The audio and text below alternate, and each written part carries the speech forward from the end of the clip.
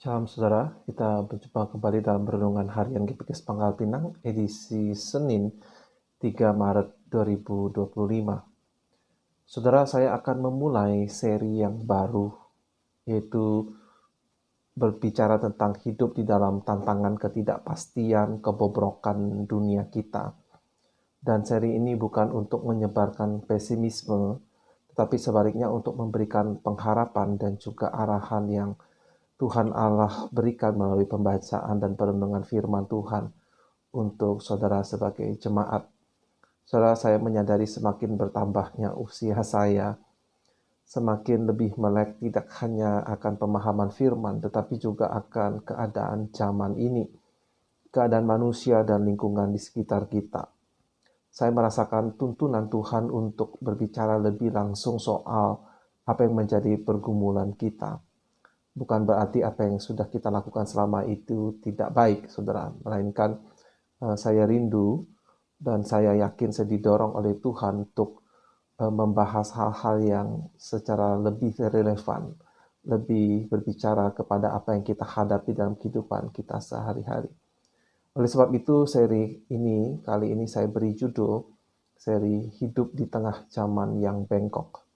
Dan untuk pertama ini, kita akan belajar dan melihat dari kehidupan Nabi Nuh. Sebelumnya mari kita berdoa sebentar. Bapa surga, kami bersyukur karena kami masih diberikan kesempatan hari yang baru untuk mendengar dan juga untuk belajar dari firman-Mu. Dan biarlah Tuhan Kau memberkati apa yang akan hamba-Mu mulai dalam seri yang baru ini untuk memperlengkapi kami, untuk mengingatkan kami sebagai umat Tuhan bahwa kami hidup di zaman yang bengkok, di zaman yang tidak mudah. Tetapi Tuhan, ada Engkau hadir dan Engkau siap untuk menolong kami, untuk mendampingi dan bahkan memberikan arahan. Oleh sebab itu, pakailah perenungan ini Tuhan, pemberitaan ini, agar kami boleh mendapatkan arahan dan juga tuntunan dalam kehidupan kami, di tengah kehidupan yang sangat bengkok ini. Dalam nama Tuhan Yesus kami panjatkan doa ini. Amin. Saudara, kehidupan Nuh. Nuh adalah orang pertama yang hidup di zaman di mana manusia sudah cukup banyak, tetapi justru dosa yang mendominasi. Manusia yang diciptakan sebagai gambar Allah, yang seharusnya menaati Allah dan memenuhi bumi dengan kemuliaan Allah, justru memenuhi bumi dengan dosa, dan sampai ke titik Allah itu murka dan dia muak. Ketika manusia itu mulai bertambah banyak jumlahnya di muka bumi dan bagi mereka lahir anak-anak perempuan, maka anak-anak Allah melihat bahwa anak-anak perempuan manusia itu cantik-cantik. Lalu mereka mengambil istri dari antara perempuan-perempuan itu, siapa saja yang disukai mereka. Berfirmanlah Tuhan, rohku tidak akan selama-lamanya tinggal di dalam manusia, karena manusia itu adalah daging, tetapi umurnya akan 120 tahun saja. Soalnya memang ayat ini telah menimbulkan banyak kontroversi, itu Kejadian 6 ayat 1 hingga 3, mengenai siapakah yang dimaksud dengan anak-anak Allah dan siapa yang dimaksud dengan anak-anak manusia. Tetapi saudara, ini adalah renungan, bukan seminar, dan saya tidak ingin kita membahas hal-hal yang bersifatnya kontroversi yang tidak bisa dipastikan kebenarannya. Nah, saudara, yang penting, perkataan ini memang tidak langsung Tuhan genapi. Karena nanti kita masih akan bertemu dengan orang-orang yang berusia lebih dari apa yang Tuhan katakan, 120 tahun. Bahkan ada yang tembus sampai 200 tahun. Itu pada saat kita melihat pohon keluarga atau keturunan dari siapakah Abraham itu lahir. Nah, tetapi saudara, mari kita lanjutkan. Ketika dilihat Tuhan bahwa kejahatan manusia besar di bumi dan bahwa segala kecenderungan hatinya selalu membuahkan kejahatan semata-mata. Sebuah gambaran yang cocok dengan zaman kita.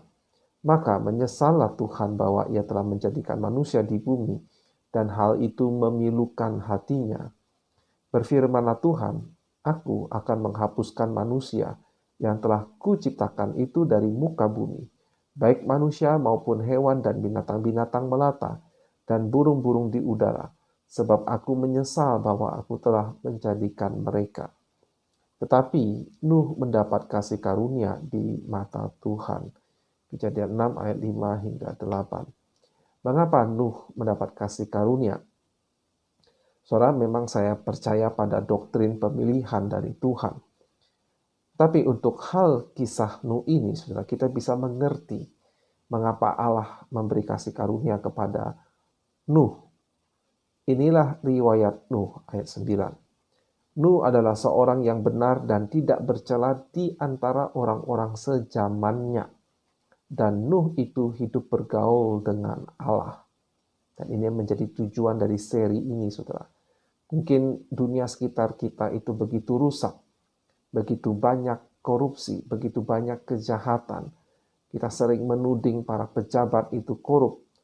Tetapi, saudara, orang-orang awam, rakyat jelata pun sedikit banyak mengambil tindakan atau melakukan tindakan yang sebetulnya adalah juga bentuk dari korup atau kerusakan, curang, ya, tidak jujur, dan seterusnya. Nuh memperanakan 3 orang laki-laki, Sem, Ham, dan Yafet. Adapun bumi itu telah rusak di hadapan Allah dan penuh dengan kekerasan. Allah menilik bumi itu dan sungguhlah rusak benar, sebab semua manusia menjalankan hidup yang rusak di bumi. Terdengar serupa dengan zaman kita juga, bukan? Saat ini kerusakan alam membuat iklim atau cuaca itu menjadi bergeser dan tidak menentu. Kita rasakan, saudara, dalam kehidupan sehari-hari kita, musim panas yang semakin panas, ya, lebih panas dari tahun-tahun sebelumnya. Bahkan salju yang abadi di kutub utara dan selatan itu mengalami pencairan besar-besaran karena pemanasan global yang disebabkan oleh ulah manusia. Tetapi kebanyakan manusia masih tetap tidak peduli. Masing-masing hidup untuk kepentingannya yang utama. Saudara, bedanya kita hidup di zaman di mana Allah sudah berjanji untuk tidak lagi memunahkan segala yang hidup di bumi ini, kecuali kelak di hari penghakiman. Tapi setelah atau pada zaman Nuh, Tuhan berjanji akan berlangsung hidup di dalam dunia ini. Musim akan berganti musim dan akan terus, yaitu sampai kesudahan zaman. Nah, saudara, di tengah kebobrokan manusia seperti inilah, Nuh itu bisa tetap bergaul dengan Allah. Dia saleh, dan karena itulah dia diselamatkan dari rencana hukuman Tuhan. Dan tidak hanya dia dan seisi rumahnya, istrinya, anak-anaknya, dan juga para menantunya. Tetapi jalan hidup Nuh itu jelas tidak mudah. Dia disuruh membuat bahtera yang besar, dan hal itu menjadi tujuan hidupnya, setidaknya untuk sementara. Penting, saudara, kita di tengah-tengah dunia ini punya tujuan hidup yang berasal dari Tuhan. Saudara, setiap orang mungkin punya tujuan hidup yang sedikit berbeda, tetapi intinya tetap sama. Kita harus hidup saleh, kita harus hidup mengerjakan apa yang Tuhan bebankan dalam hati kita. Nah, saudara, tidak hanya Nuh itu harus membuat bahtera, tugas yang sulit, tetapi dia juga diberikan tugas sulit lainnya dan yang bahkan menurut saya mustahil, yaitu untuk mengumpulkan binatang-binatang untuk diselamatkan. Nah, tetapi saudara, dikatakan Nuh itu taat, dan dia lakukan persis seperti yang Tuhan Allah perintahkan, yaitu untuk membuat bahtera sesuai dengan ukuran spesifikasi yang Allah telah beritahukan. Tetapi kemudian untuk tugas binatang itu, bagaimana cara mengumpulkannya? Tuhan membuat para binatang yang harus Nuh selamatkan itu datang mendapati Nuh. Jadi Tuhanlah yang mempermudah dan membuat tugas Nuh ini berhasil. Jadi kita bisa melihat di sini, saudara, Nuh mengerjakan bagiannya, yaitu taat, membuat bahtera yang besar, persis seperti yang Allah perintahkan. Dan kemudian untuk tugas berikutnya, yang sebetulnya secara manusiawi itu mustahil, Allah bekerja, Allah mengerjakan apa yang tidak mungkin Nuh lakukan, yaitu mengumpulkan segala binatang. Saya bacakan pasal 7 ayat 15. Dari segala yang hidup dan bernyawa, datanglah sepasang mendapatkan Nuh ke dalam bahtera itu. Nah, saudara, apa artinya itu bagi kita? Saudara, kita hidup di zaman yang bengkok. Kita harus setia kepada Tuhan, saleh, jujur, bergaul dengan Tuhan, sambil mengerjakan bagian kita. Ya, saudara harus menemukan tugas-tugas apa yang Allah percayakan. Entah itu beban pelayanan gerejawi, atau mungkin ada satu tugas dalam keluarga saudara, sebuah panggilan. Kerjakanlah itu dengan sebaik-baik mungkin. Maka Tuhan Allah akan mengerjakan bagian yang tidak mampu kita kerjakan. Dan itu akan membawa hasil yang baik bagi diri kita. Saudara, di tengah hidup zaman yang bengkok ini, kita harus ada fokus, harus ada tujuan. Mungkin tujuan itu untuk sementara, ya. Tugasmu adalah membuat bahtera yang membutuhkan waktu. Dan setelah air bah selesai, ada tugas baru. Nah, saudara, harus ada fokus dan juga harus ada konsistensi, yaitu ketahanan untuk terus melakukan. Meski nampak bodoh, saya yakin pada waktu Nuh membuat bahtera itu, ada banyak orang yang melihat, ada banyak orang yang mencemooh, ada orang yang akan mengatakan apa yang dia lakukan itu bodoh atau bahkan sia-sia. Nah, tetapi saudara, kita perlu punya konsistensi, punya daya tahan. Dan sedapat-dapatnya, saudara, baiklah kita juga berupaya keluarga itu mendukung kita. Nuh, di tengah angkatan yang begitu rusak, istri dan anak-anaknya dan menantunya itu mendukung dia, ikut bekerja. Dan ini adalah sesuatu yang penting untuk bertahan di tengah-tengah hidup di zaman yang bengkok ini, saudara. Kalau tidak semua anggota keluarga mendukung, tidak apa-apa, ada satu atau dua. Itu adalah anugerah Tuhan. Dan ada satu hal lagi yang penting. Saudara, pada saat masa kritis itu lewat, satu masa yang sukar itu lewat, hidup tetap berjalan, tetapi kita harus ingat, dosa itu ada. Dosa itu bahkan punya kuasa.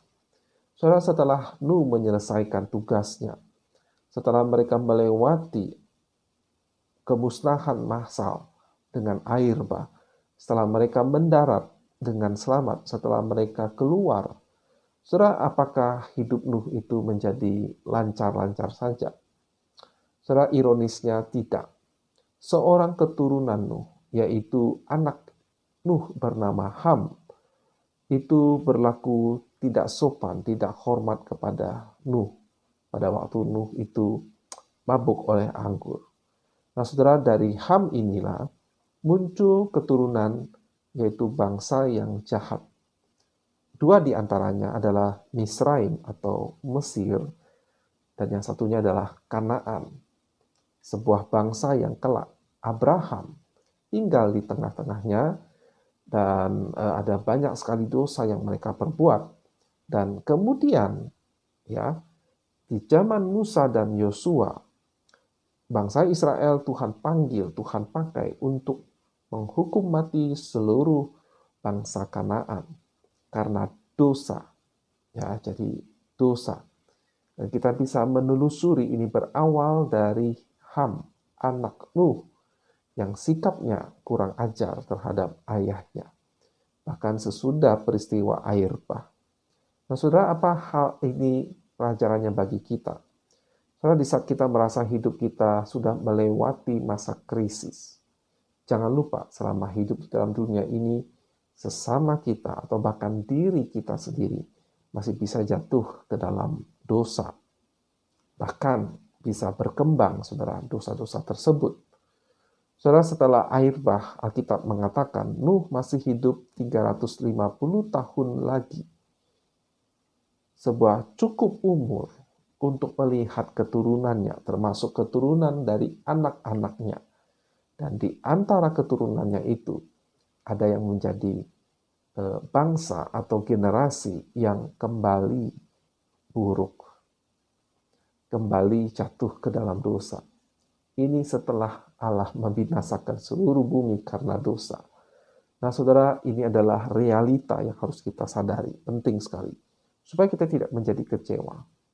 Saudara, salah satu kebohongan yang saya rasa banyak orang Kristen, apalagi orang tua Kristen, ingin percaya, yaitu bahwa setelah satu masa sulit, memperjuangkan hidup mereka, memperjuangkan kecukupan, keselamatan anak-anak mereka.